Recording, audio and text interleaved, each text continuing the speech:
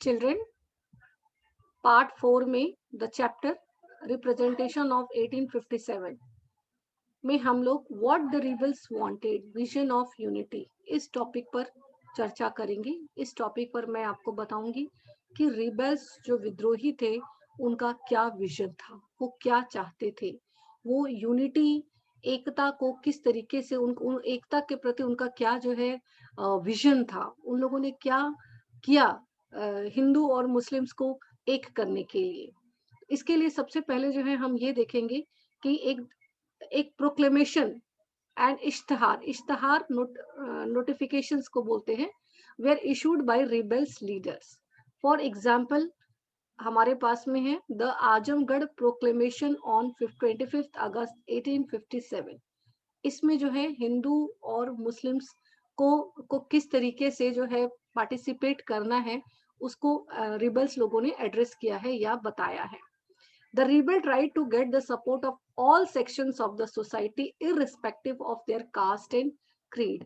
मतलब कि कोई भी धर्म के हो, कोई भी जाति के हो, रिबल्स लोगों ने एक अपील किया कि सभी लोग एकजुट हों और अपने हक के लिए जो है लड़ाई लड़े ब्रिटिश राज के खिलाफ। The rebellion was viewed as a war. इस विद्रोह को एक युद्ध का दर्जा दिया गया। The rebellion was viewed as a war in which both Hindus and Muslims stood. Both communities stood equally to lose or gain।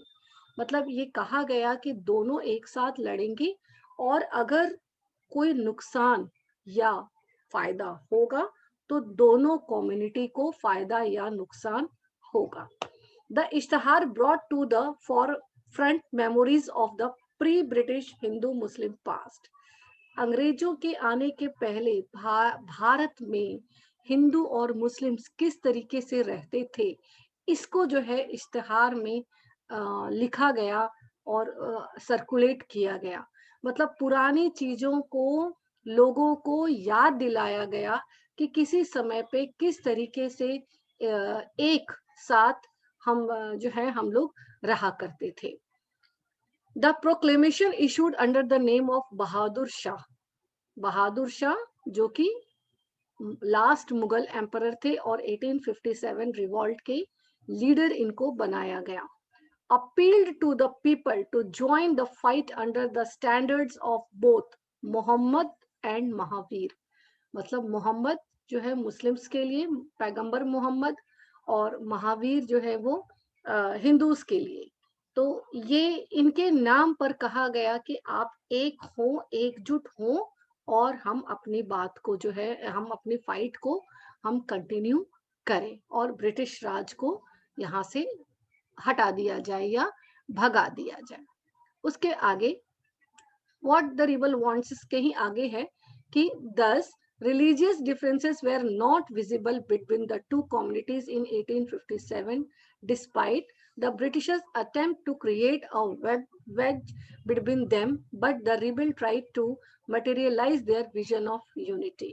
इसमें ये आपको समझाने की कोशिश किया जा रहा है कि अंग्रेजों की जो एक पॉलिसी थी डिवाइड एंड रूल, इसको यहाँ पर भी उन्होंने लागू करने का कोशिश किया।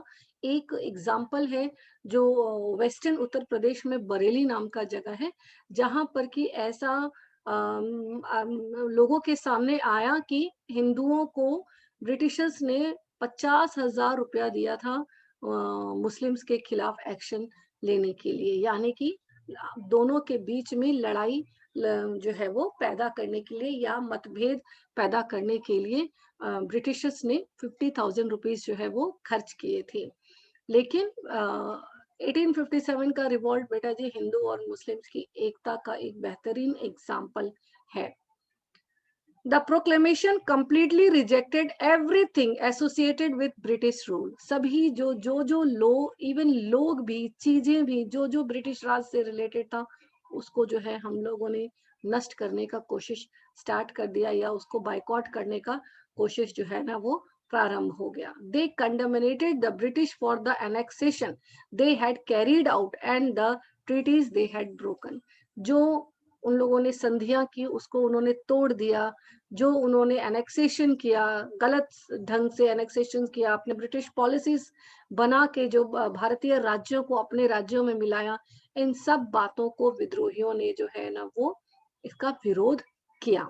Rebel declared that the British could not be trusted, अंग्रेजों पे भरोसा नहीं किया जा सकता है, ऐसा जो है इन लोगों ने कहा।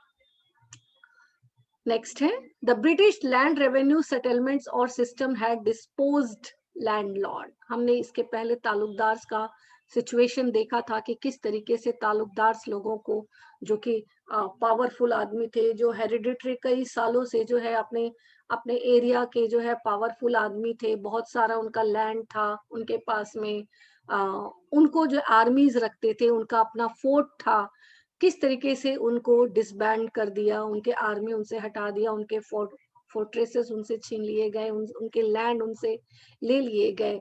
तो जो रेवेन्यू सिस्टम जो उन लोगों ने डेवलप किया ब्रिटिशर्स लोगों ने, उसके कारण बहुत सारे जो है लैंडलॉर्ड्स जो है ना वो उनकी स्थिति खराब हो गई, किसानों की स्थिति खराब हो गई, वीवर्स आर्टिस्टियंस की स्थिति जो है खराब हो गई।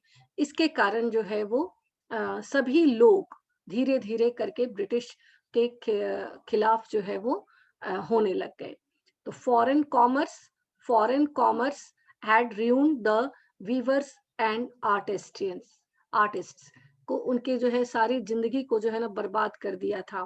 British rule was attacked and accused of destroying a way of life that was familiar and cherished। सारे जगह जो है ना ब्रिटिश रूल को जिम्मेदार ठहराया गया कि इनके कारण ही जो है सारे वीवर्स लोग जो है वो, वीवर्स लोगों का, चाहे आर्टिस्टियंस लोगों का, चाहे पीजेंट्स लोगों का, तालुकदार्स लोग, सभी लोगों की जिंदगी जो है ना वो बर्बाद हो गई है।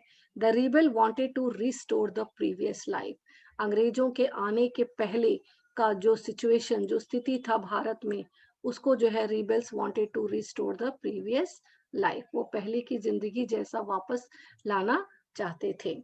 The rebel wanted their livelihood to be secure. वो चाहते थे कि किस तरीके से जो है ना वापस उनकी लाइवलीहुड जो है वो वापस उनको गेन हो जाए वो, या मिल जाए। हमने इसके पहले के क्लासेस में आपने 9th 10th में बेटा पढ़ा कैसे कि अंग्रेजों की नीतियों के कारण जो है वो सारे किसान को अपने जो है ना खेती फार्मिंग करना जो है छोड़ देना पड़ा। एक तो हाई लैंड रेवेन्यू, दूसरा कि वो अपने मनपसंद फसल ही नहीं उगा पाते थे, अपने खाने की चीज नहीं उगा पाते थे, उनको कैश क्रॉप उगाने के लिए जो है ना फोर्स किया जाता था। तो इन सब के कारण जो है ना फार्मर्स, वीवर्स, आर्टिस्टियंस, तालुकदार, सभी लोग जो है वो अंग्रेजों से नाखुश थे। फिर हमने आपको सिपाही के बारे में बताया है कि सिपाही लोग भी किस तरीके से उनके साथ डिस्क्रिमिनेशन होता था, जिसके कारण वो लोग भी नाखुश थे।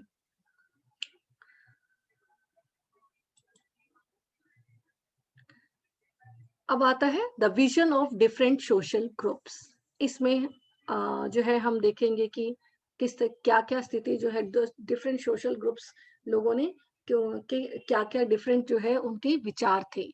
In many places the rebellion against the British widened into attack on all those who were seen as allies of the British और लोकल ऑपरेसर।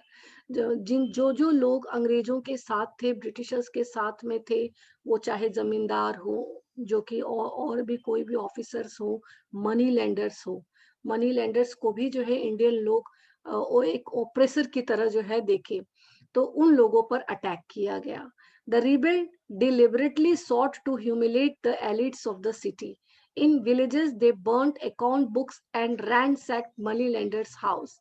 मनी लेंडर्स को वो सबसे बड़ा दोषी मानते थे कि वो पैसे वो सूद पे देने वाले, बेटा जी, उनको हम लोग जो है मनी लेंडर्स कहते हैं। तो ये लोग जो है ना, चूंकि अनपढ़ इंडिया के लोग थे, गांव के लोग थे, तो अगर वो 10 रुपया लेंगे तो उसको वो लोग 100 रुपया अकाउंट बुक्स में चढ़ा देते थे, और वो कभी भी उनके जो है ना कर्ज से मुक्त नहीं हो सकता था।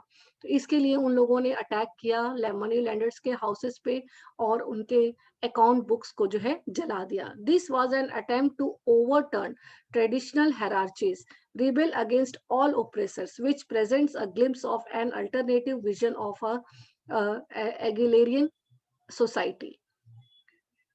Such visions were not articulated in the proclamation, which sought to unify all social groups in the fight against फिरंगी राज. सभी लोगों ने मिलकर फिरंगी राज के खिलाफ जो है वो आवाज उठाया. नेक्स्ट टॉपिक है हम लोगों के पास में कि the search for alternative powers. इसके अंदर जो है हम देखेंगे कि रिबेल्स लोगों ने दिल्ली, लखनऊ, कानपुर में को ब्रिटिश से मुक्त कराया और अपना जो है शासन व्यवस्था स्थापित करने का कोशिश किया. In the region where the British rule collapsed, the rebels set up parallel administration in Delhi, Lucknow, Kanpur, but they proved to be a failure. वो बहुत अच्छे से वहाँ पे कंट्रोल नहीं कर पाए. The rebels leadership wanted to restore the pre-British world of the 18th century. वो अंग्रेजों के पहले का जो समाज था वैसा सिस्टम जो है वो लागू करना चाहते थे.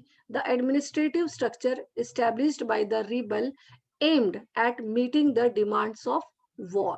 The leaders wanted back to the culture of the court. The leaders wanted back to the culture of the court. Appointments were made to various posts. Agreements were made for the collection of land revenue and the payment of the troops. Side by side, plans were made to fight battles against the British. ये सारी चीजें जो हैं कोशिश किया गया कि हो. तो इस टॉपिक में बेटा अभी हम इतना ही पढ़ेंगे और नेक्स्ट इसके आगे का मैं पार्ट 5 में आपको बताऊंगी. Thank you.